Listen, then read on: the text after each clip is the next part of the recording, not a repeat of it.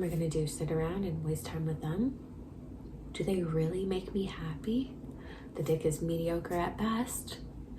You know, like, there's certain things I would have to give up and justify in order to have stayed where I was.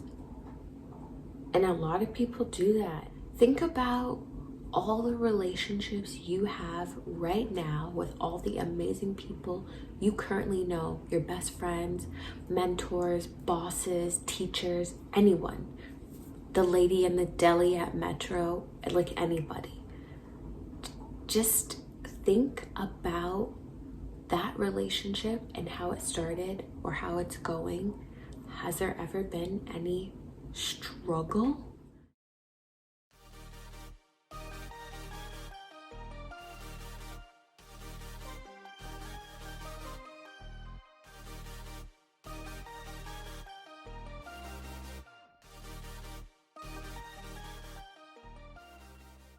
I know you see the title, so I'm ready to get right into what this video is about. 2019 was a very scary year for me because I almost lost my life, and I was just sitting down, or laying down actually, thinking that I had nothing to leave my family, my parents. I had nothing to leave behind but debt. That was something that gave me chills. I knew that when I survived, I needed to do something to leave behind a bit of a legacy for me. That's when I started writing my memoirs. And it made me realize that I wanted to leave behind a part of me, you know, maybe give my parents a grandchild or two. So what that meant was that I needed to take certain steps to follow more of the orthodox route that I intended to go about, right? I wanted to do life traditionally. I wanted to get married and have kids. So in order to do that, I realized I needed to start dating with intention. The goal behind dating from that point on would be marriage. I had to see that outcome, you know? That was something that I wanted to do for me. And I know I needed a partner that was also on board to do also the same things as me, right? Because you need to intentionally date. What I realized was that put a lot of pressure on my dating life, a lot of pressure on the man's role in our relationship. Intended to be the case at all. I never wanted people to feel pressured for anything, you know? At the end of the day, I also wanted a certain life for myself, and I felt that I was gonna find a partner who also wanted the same things. If not, I wasn't really gonna waste my time on people that didn't understand. If you have a potential prospect or you're in the market for vetting potential partners, I'm heterosexual, so these statements will display terms of him and her, but feel free to put in pronouns wherever necessary. I want you to think about the relationship as being intentional. Remember, you need to be able to discuss the future with your partner. If that scares them and if that makes them feel any type of way, then that's not the partner that you're intended to date. Remember, dating with intentions. You both need to be on the same page. It shouldn't affect your partnership to have these conversations because they are crucial. You guys need to ensure that you're always remaining on the same page. You need to evaluate the level of courtship that this person is trying to give you. Your relationships can start on social media, Instagram, Twitter, Snapchat, wherever you find your love, dating apps, whatever. But does the relationship move forth from the app to real life? Is it just an aimless social media boyfriend?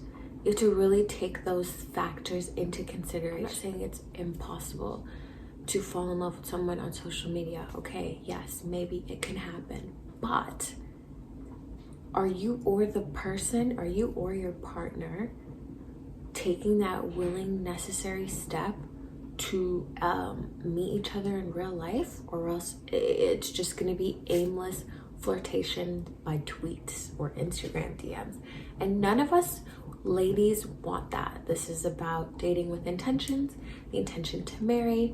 I don't want to text you for the rest of my life. I want to meet you in person, right? When you meet in person, or if you move the courtship from the social media platform to a phone, you need to be able to get to know them, discuss things with them that they're not sharing on social media platforms. You guys need to be a little bit more vulnerable with one another in order to have a meaningful courtship, you know, an intentional courtship.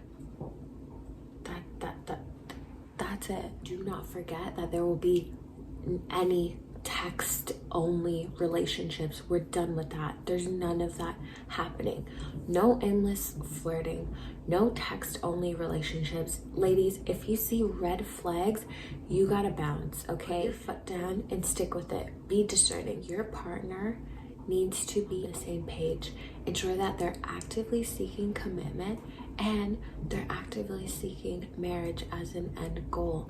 If these are not the things that your partner is seeking, they gotta go. I'm sorry. Like, ladies, please don't play yourself by believing a man wants more from you than what he is showing you right now. Please. We become fooled by those words instead of looking at the actions. I cannot stress this enough. Be yourself, okay? Please be authentic. Nobody wants someone that is edited, right? We go on social media, we see enough images of women, of men that are not their own. You can Photoshop a six-pack now. Nothing, I don't believe much of what I see on the internet, and you shouldn't either. That's why you need to meet this person in real life and see who they are. A lot of times people will downplay who they are. So you may meet a guy and he may downplay his bad side to you, okay? And upstage the good part. That's not necessarily saying that he's such a good person. He's only giving you those qualities because those are the best ones he has. He's not gonna come right out and tell you that he's a shitty person. I know that there's a lot of hype around social media and relationships, and the holidays have just passed, so a lot of couples have flexed on us in their matching outfits and their cute holiday photos, and that's all nice and it's great and it's amazing, but don't feel that you need to do that in order to keep up with the mix. I personally keep things I love off of my social media. You're on my page to see me. Just keep in mind that you need to create a healthy distance between your relationship and your life on social media. I'm not saying that aspects of your relationship and parts of your life do not go on social media, but just if you're new to dating and you're in the vetting process, try to keep that part of it away from social media. Puts less pressure on you and the relationship and gives things a time to flourish naturally, progress in a natural way, you know? Ladies, this is something that I find we have trouble doing often, keeping our expectations reasonable. Please take a second to evaluate who you are as a person and what you bring to the table, what you have to offer a man in a relationship, okay?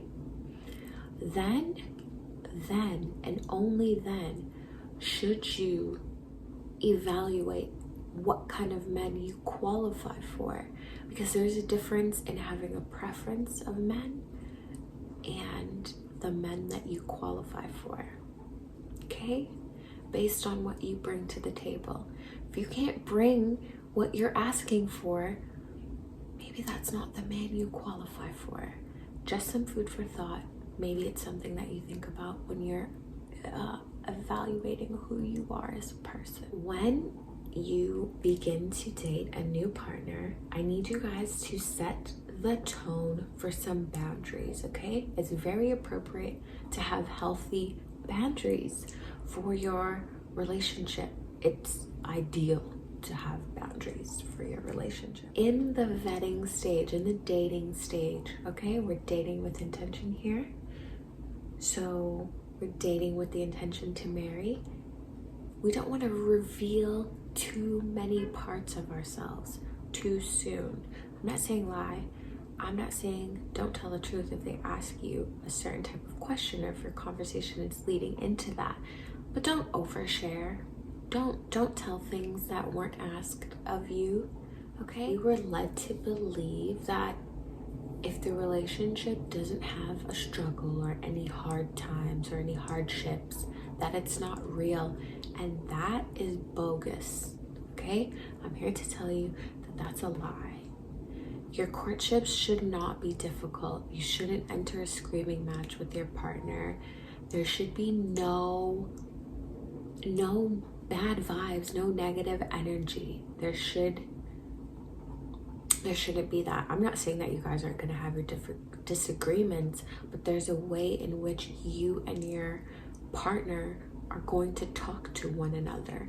You're going to handle and address the situation if this is something that you guys both want, right? Think about all the relationships you have right now with all the amazing people you currently know, your best friends, mentors, bosses, teachers, anyone, the lady in the deli at Metro, like anybody. Just think about that relationship and how it started or how it's going. Has there ever been any struggle, any hard times? Exactly. And those people came right in, put down their banana bread, pulled up a seat at the table. They brought something with them when they came. Wisdom, tools. They added some kind of value to your life, okay? They didn't ask for anything in return. They did that out of the goodness of their heart. No ill intent, no struggle needed. So why are we dating men that create that kind of turmoil and struggle and hardship within our relationships? Why do we do that? When we date with intention, we don't do that. We do not do that.